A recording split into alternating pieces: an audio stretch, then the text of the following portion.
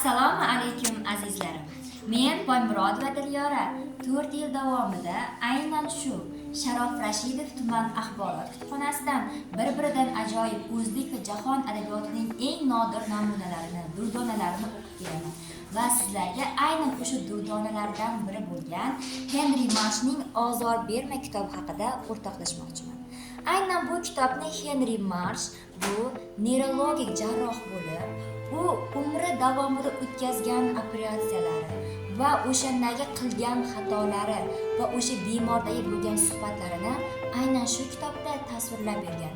Ya'ni biz o'ylaymiz, vrachlarga oson deb, ular bizni qutqara oladi deb, lekin o'sha aynan jarrohning ichida bo'lgan ichki kechinmalari, har bir jarrohning aynan bemor bilan qilgan muloqotlaridagi ichki vijdon azoblarini yaxshi ochib bera olgan kitob.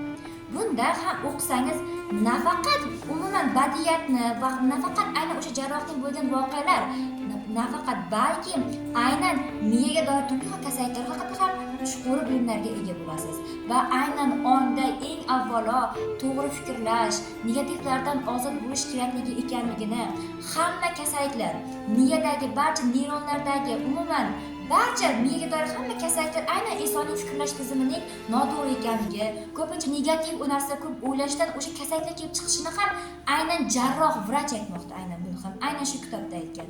Aynan sizlarga aytaman, uning Henri Marsh bir operatsiyasida arzimas qilgan xatosi uchun bemorning yarim tanasi shol bo'lib qoladi.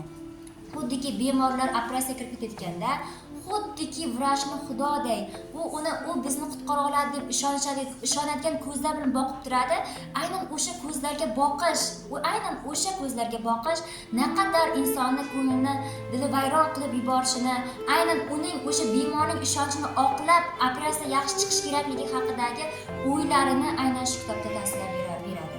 Shu agar siz aynan o'sha jarrohning operatsiyadan keyin qanday vaziyatga tushgani va aynan bemorning taqdiri nima bo'lganligi haqida va undan tashqari qanaqa xatolar qilganligi, hayotiy saboqlari qanday bo'lganligini bilishni xohlasangiz, aynan shu Ozor berma kitobini mutolaa qiling.